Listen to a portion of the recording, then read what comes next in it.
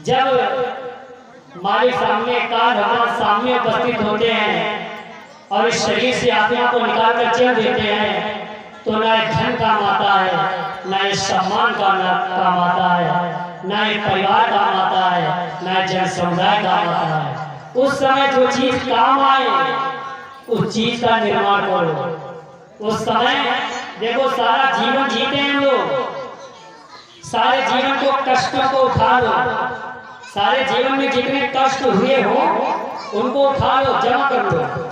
जितना मृत्यु होने पे कष्ट होता है उस कष्ट के आगे सारे जीवन के कष्ट फैल हो जाते हैं। इतना मृत्यु के समय कष्ट होता है। उस समय उस कष्ट में जो आपको आराम चीज दे उस चीज को बनाना चाहिए कि नहीं बनाना चाहिए, उस चीज का निर्माण करना चाहिए। अब मृत्यु के समय मृत्यु से हमें कौन बचा सकता है, ये कभी सोचा नहीं सोचा, यहाँ तक की बात ही नहीं आई। बाहर की कथाओं में बसते रहे। ये सत्संग आपको बताता है कि आपको मृत्यु से कौन बचाएगा, क्योंकि हम लोग तो आत्मा है अमर, और हमें डर मृत्यु का, तो इसका मतलब हमारी मृत्यु नहीं होती, हमारी अज्ञानता की मृत्यु होती है। हमारे अंदर जो अज्ञान है वही हमको डरा देता है कि हम तो मर जाएंगे। नहीं, ये तो शरीर बदलने का खेल चलता रहता है, पुराना शरीर हो जाता है, आत्मा नया शरीर धारण कर लेती है और खुशी की बात होती है। लेकिन उससे खुशी की बात ये हो कि शरीर बदलना ही हम लोगों को ना पड़े, क्योंकि जन्म होता है तो दर्द होता है, मृत्यु होती तो दर्द होता है। इस दर्द से बाहर कैसे निकले?